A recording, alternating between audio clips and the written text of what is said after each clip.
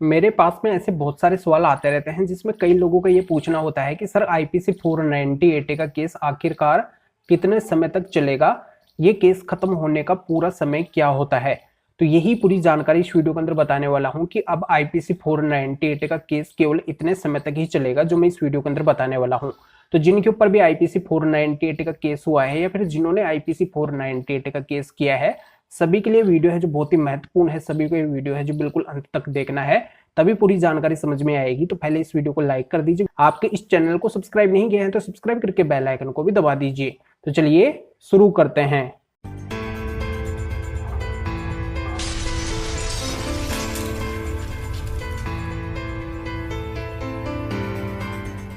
तो वेलकम दोस्तों, मैं हूं एडवोकेट जितेंद्र। यहाँ पे मैं क्लियर कर देता हूं कि जिनके ऊपर भी आईपीसी 498 का केस हुआ है, फिर जिन्होंने आईपीसी 498 का केस किया है, सभी का मकसद ये होता है कि उनका केस है जो जल्दी से जल्दी खत्म होना चाहिए।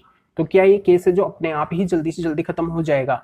नहीं, ऐसा बिल्कुल नहीं होगा। जो सामान्य प्रक्रिया है उसके तहत ये केस चलेगा, तब ये केस है जो खत्म होगा, यानी कि इसका पूरा ट्रायल चलेगा और इसकी पूरी प्रक्रिया जब खत्म होगी तभी ये केस है जो खत्म होगा। अपने आप है जो ये केस जल्दी से खत्म नहीं होगा। इसके लिए आपको ही कुछ लीगली प्रोसीजर है, कुछ स्टेप है, उनको आपको फॉलो करना होगा इस केस को जल्दी खत्म करवाने के लिए। तो यहाँ पर मैं क्लियर कर देता हूँ कि आईपीसी 498 का केस है जो दो तरीके से होता है। एक तो होता है एफआईआर बेस पे जो पुलिस स्टेशन से होता है, और दूसरा होता है डायरेक्ट कोर्ट से जो कंप्लेंट बेस पे होता है। तो जो एफआईआर बेस पे पुलिस स्टेशन से केस होता है उसका प्रोसीजर है जो थोड़ा फास्ट चलता है, क्योंकि उसमें गवर्नमेंट के एडवोकेट होते हैं। वो केस है जो गवर्नमेंट की तरफ से होता है, यानी कि पत्नी को जो एडवोकेट मिलता है वो सरकारी एडवोकेट मिलता है, और वो उस केस को जल्दी से जल्दी खत्म करवाने की पूरी कोशिश करते हैं। पति की तरफ से तो प्राइवेट एडवोकेट होते हैं, पर यहाँ पे जो पत्नी है उनकी तरफ से एक सरकारी यानी कि गवर्नमेंट एडवोकेट होते हैं। तब ये केस है जो जल्दी खत्म हो जाता है, यानी कि इतना जल्दी तो नहीं होता, पर इसका जो प्रोसीजर है वो फास्ट चलता है। और दूसरा जो कंप्लेंट केस होता है जो डायरेक्ट कोर्ट से होता है, उसमें समय लगता है, क्योंकि उसमें दोनों साइड से प्राइवेट एडवोकेट होते हैं। तो इस केस को जल्दी खत्म करवाने के लिए आपको क्या करना होगा? तो इसकी पहली स्टेप तो ये आती है कि जो एफआईआर होती है या फिर डायरेक्ट कोर्ट से कंप्लेंट केस होता है, तो उसको आप क्यूएसिंग करवाने के लिए डायरेक्ट हाई कोर्ट जा सकते हैं 482 सीआरपीसी में क्यूएसिंग के लिए। अगर आपके पास में ग्राउंड अच्छे हैं, आपका केस अगर मजबूत है, तो आप क्यूएसिंग के जरिए से भी इस केस को जल्दी खत्म करवा सकते हैं। तो पहला तो प्रोसीजर ये आता है।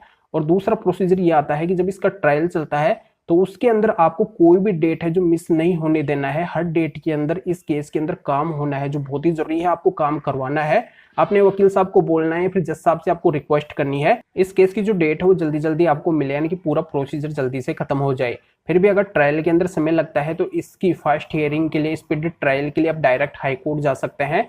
हाई कोर्ट से आप उस ट्रायल कोर्ट को निर्देश करवा सकते हैं, डायरेक्शन दिलवा सकते हैं, जिससे हाई कोर्ट के द्वारा उस ट्रायल कोर्ट को एक फिक्स टाइम दे दिया जाएगा कि आपके यहाँ पर जो आईपीसी 498 का केस चल रहा है उसको इतने समय के अंदर खत्म करो। तो यहाँ पे जो ट्रायल है उतने समय के अंदर ही खत्म होगा।